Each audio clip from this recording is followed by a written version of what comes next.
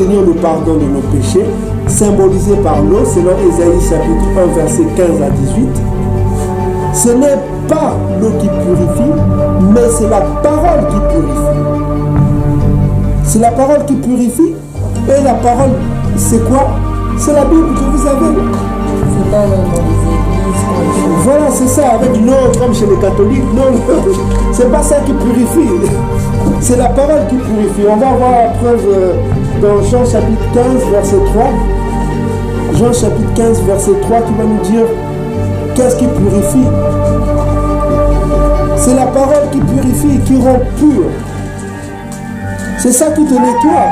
C'est pas comme quand les musulmans avec les ablutions, ou un peu les musulmans avec les ablutions, ils se lavent la tête. Non, c'est pas ça qui purifie. On va voir ce qui purifie. Jean chapitre 15, verset 3. Déjà, vous êtes purs à cause de la parole que je vous ai annoncée. Voilà. Donc c'est la parole qui purifie selon Jean chapitre 15, verset 3. C'est pourquoi quiconque parmi les fils et les filles bantou, qui écoute cette parole que nous vous donnons gratuitement, qui écoute la parole biblique et met en pratique demeure pure, car l'âme pure demeure de la maison du Père, Yahvé. Par contre, celui ou celle qui ignore et refuse de mettre en pratique la parole du Père, Yahvé, demeure pollué. Je vous le dis cache. L'âme polluée à cause de son odeur puante, le fruit des œuvres de la chair ne demeure pas dans la maison du Père Yahvé, mais elle est bonne pour la poubelle et le feu éternel. Donc faites attention, repentez-vous. Donc je disais, aussitôt purifié par la repentance et pardonné, nous recevrons gratuitement le don promis du Saint-Esprit comme passeport, le sceau du Saint-Esprit. Et ça, vous pouvez le lire dans Apocalypse chapitre 7, verset 1 à 3. Pour le royaume à venir, le royaume aux 7 portes, aux 12 portes. Les 12 portes selon les 12 tribus bantou. Le Saint-Esprit, c'est l'esprit de Ishaïa. Vous pouvez le lire dans Romains chapitre 8, verset 9. Le sceau, c'est le sceau et la marque d'appartenance. Donc, c'est le sceau qui permet d'échapper au jugement. Donc, c'est ça. Voilà, voilà. Donc, mais la question qui se pose, beaucoup de bantous vont se poser, mais j'ai écouté tout cela, mais comment se repentir?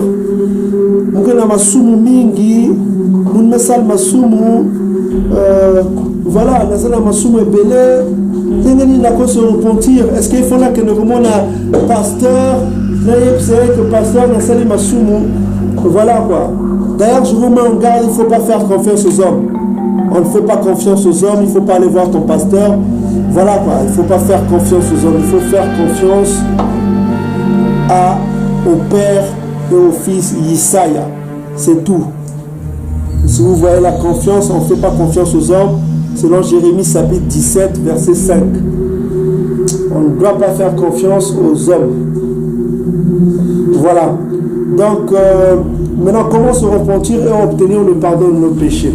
Donc, on va lire Proverbes chapitre 28, verset 13, qui va nous dire comment se repentir. Parce que beaucoup de gens ne savent pas comment se repentir. Ils entendent ce mot-là. On vient de lire dans Marc chapitre, c'est pas Marc aussi, c'était Makaya. C'est comme Mikaya. Donc on voit qu'on a changé de nom. Donc on va savoir comment se repentir. Beaucoup de gens ne savent pas comment se repentir.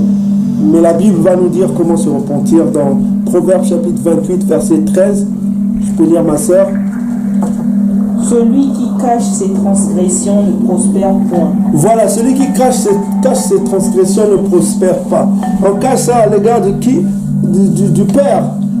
On cache ses transgressions. On se dit que voilà, il continue à faire ses conneries. Il continue à faire ses péchés, tout ça comme ça. Il ne veut pas avouer ce péché dans les prières au Père. Il veut continuer toujours à faire le mal, à être mauvais, à être jaloux des autres, à être avec un esprit de kindoki, à insulter les gens, à avoir un mauvais esprit, quoi. Un voleur, il ment. Il ne faut pas mentir. Il faut changer complètement. Parce que quand on est du Père, il faut être exemplaire. Il faut que les autres le voient.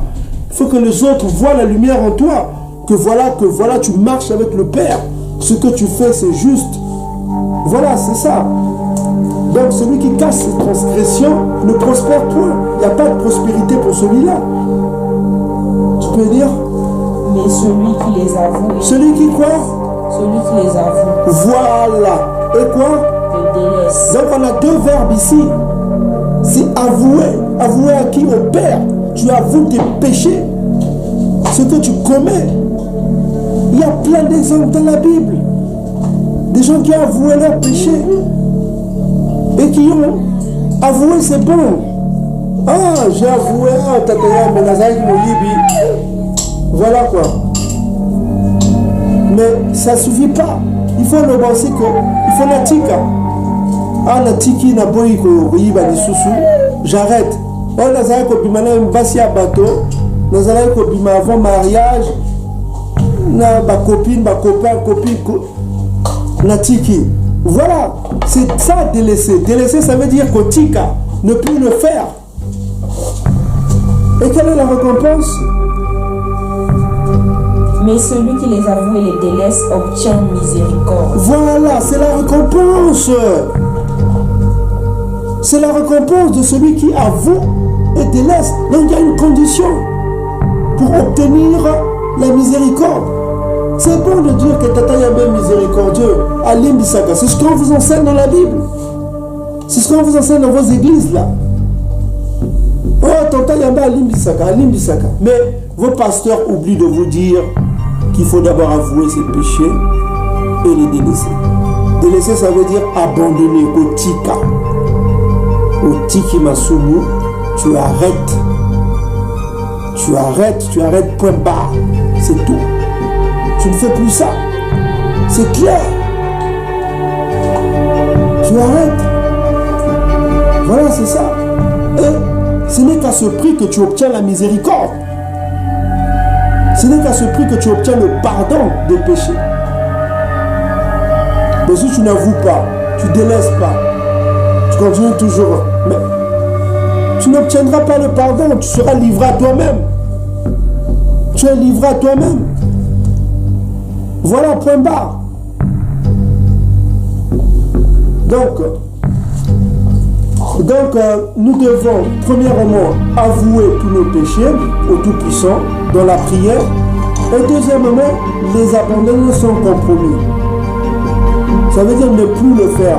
On va voir un verset qui confirme cela, qu'il faut abandonner ce péché.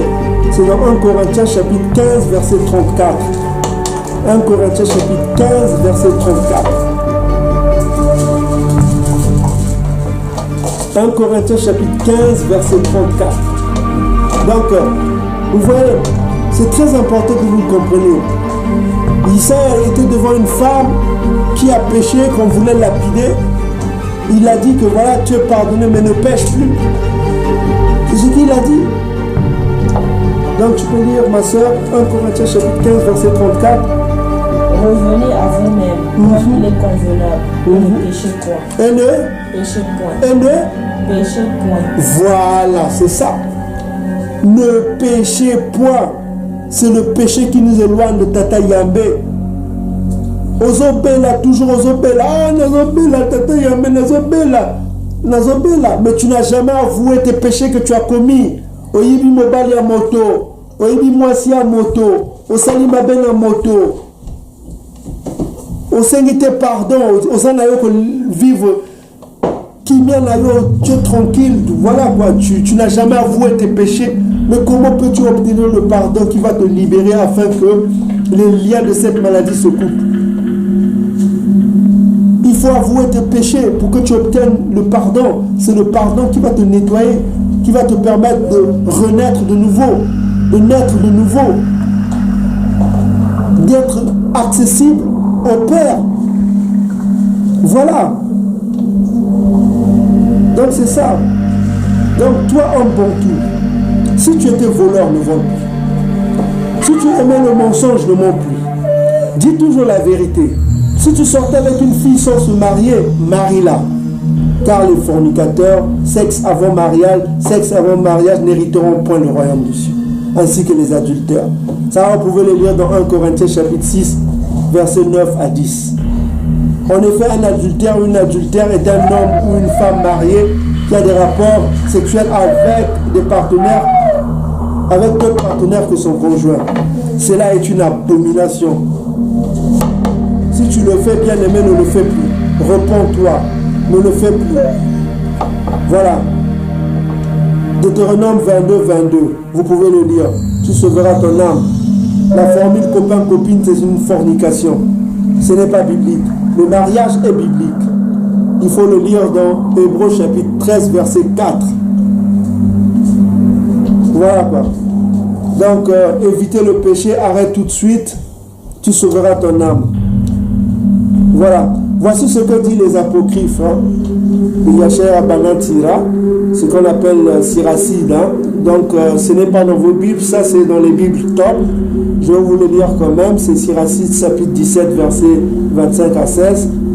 On dit ceci, pour la repentance, toujours, on dit ceci. Retourne à Eyambé, quitte le péché, prie devant sa face, c'est ce qu'on vient de vous le dire. Ainsi diminue ton offense, reviens à Eyambé, détourne-toi de l'injustice, déteste vigoureusement l'abomination. Voilà, c'est ce qu'on conseille.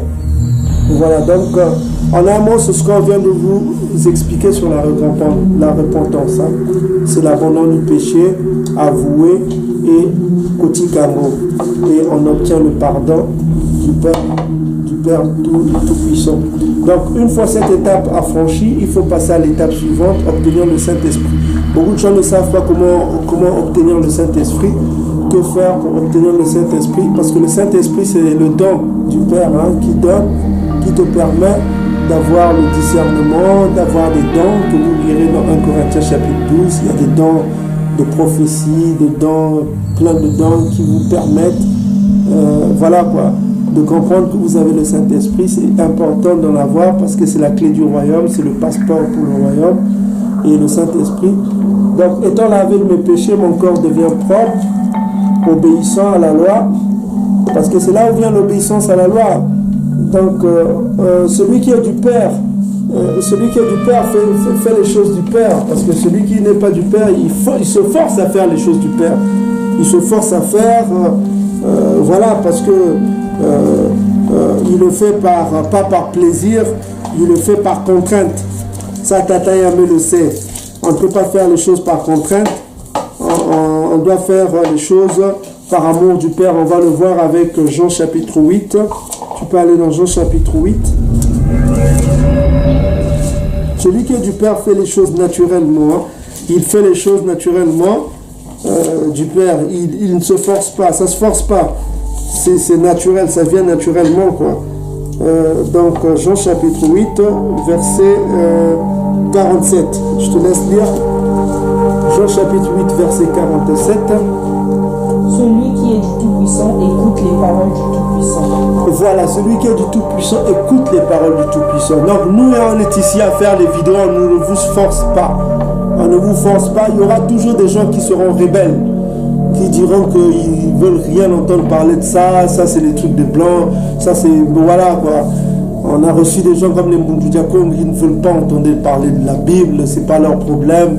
Voilà, ils rejettent ça, ils rejettent tout. Ils ne veulent rien entendre. Donc, laissez-les tranquilles. Laissez-les, s'ils veulent croire à l'Égypte antique, à leur divinité de l'Égypte, laissez-les avec leur divinité de l'Égypte. Laissez-les tranquilles. Voilà, si vous lisez Matthieu chapitre 10, voilà. Si quelqu'un vous écoute, vous avez gagné ça. S'il ne vous écoute pas, vous les laissez tranquilles.